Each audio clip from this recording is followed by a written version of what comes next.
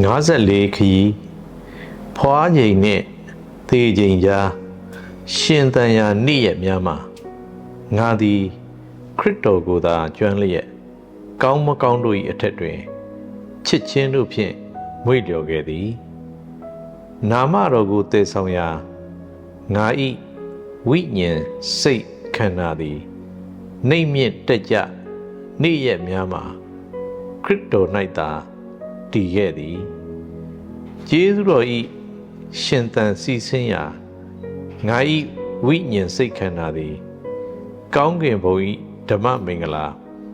ခရစ်တော်၏ချစ်ချင်းတရားတို့ဖြင့်မွေးထုံသင်းပြန်သောမြေကြီးပေါ်ရှိကောင်းကင်အဖနှစ်သက်ရာအရက်ဖြစ်စေသာ